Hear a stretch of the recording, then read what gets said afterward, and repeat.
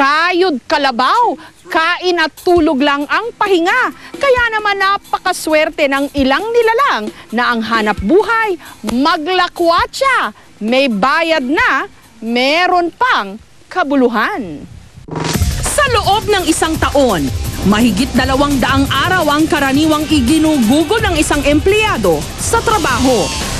At kung tuloy-tuloy ang pagkayod at masyado pang stressful sa opisina, ayaw mo na! Hindi kataka-taka kung ma-burnout o mapagod tayo.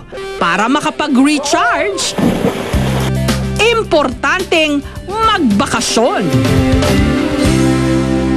Nung napagod na sa pagtatrabaho ang magkaibigang Lois at Chichi, naisipan nilang mag-travel. Pero bitin daw kung iilang araw lang silang maglamyerda. Dahil ang trip nilang libutin, buong Southeast Asia. Longest bridge in the world. There should be more to life than just staying in your home country. Na parang mas maging exciting tsaka interesting naman yung buhay mo, diba? So, 26, I decided to live in the US. So, I lived in New York. And then, yun, parang it opened me up to so many possibilities. Kasi New York, diba, parang maraming mga magsa-start ng round-the-world trip nila doon at mag-e-end. So, ang dami kong mga nakakasalumuhan na travelers at naririnig ko yung mga stories nila, yung mga pinagdaanan nila na parang for me, napaka-exciting and gusto ko rin yun para sa sarili ko. Kaya ang magkaibigan, para lang matupad ang kanilang dream vacation, nag-resign sa trabaho. Dapat prepared na kami din siguro emotionally, di ba? Parang iiwan mo yung old life mo, yung dati mong buhay na kung nakasanayan mo na. And then suddenly, mag-iiba na yung path mo. Everyday, iba yung mararating mong lugar. So, meron siyang emotional preparation. And siguro in a way, physical din. Na parang you have to be physically fit. Sa loob ng 6 na buwan at sa budget na tig 100,000 pesos kada isa, 6 na bansa ang nalibot nila. Nagsimula sila sa Singapore, tumuloy ng Vietnam, tumawid ng Laos, at saka dumiretso ng Thailand. Isa raw sa kanilang adventure sa tinaguriang Land of Smiles, So the challenge was on. ang shopping challenge sa halagang 150 baht. You have to buy 150 baht. Nakatumbas ng mahigit 200 piso. It's getting so frustrating. So poor we can't even buy a cup of coffee. Naiwan pa raw sila ng eroplano. This is where we're gonna stay. Wala kaming choice kundi matulog sa airport. At paubos na rin yung pera namin noon. So, kahit na medyo pangit na, diba? Parang naiwan ka na ng airplano. Pero ang saya, hindi namin binlame yung isa't isa. Parang na-enjoy lang namin. Anna, Francie, you have to join! May mga nakilala rin daw silang backpackers na nagyaya sa kanilang pumunta ng Myanmar o Burma. Ang huling destinasyon ni na Lois at Chichi, ang bansang Indonesia. Sa lahat ng kanilang mga napuntahan, hindi lang daw sila basta nagpakaturista. Naging traveler daw sila o mga manlalakbay. How did you sleep? Good?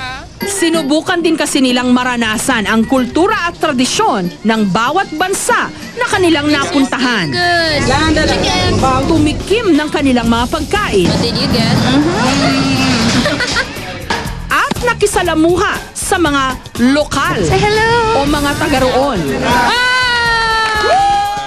Ang mga karanasang ito na idokumento nila sa pamagitan ng isang sayaw.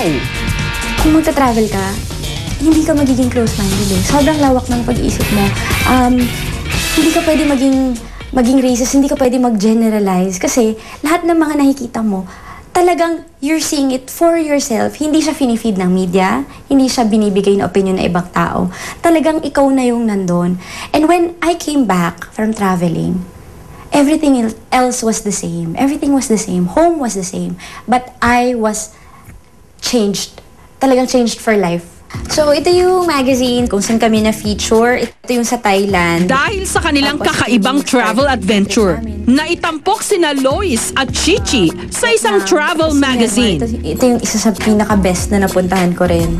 Hindi na rin nila binalikan ang dati nilang mga trabaho. Si Lois, social media consultant at travel blogger na ngayon. I I have only this. Only one backpack. Samantalang sa Singapore naman nakabase si Chichi. Paano ko masusustain? Itong lifestyle na to, nakakaiba. So, ang ginawa ko, nagput up ako ng sarili kong business. Tinatrain ko yung sarili ko na maging speaker. So, lahat ng mga bagay na to, eventually, gagawin kong lifestyle na pwede pa rin ako makapag-travel. Kahit hindi na sila madalas magkasama, wala pa rin kapaguran sa pagbabiyahe si Lois. Katunayan, nito lamang Huwebes, naimbitahan si Lois ng isang travel organization para libutin ang Ilocos.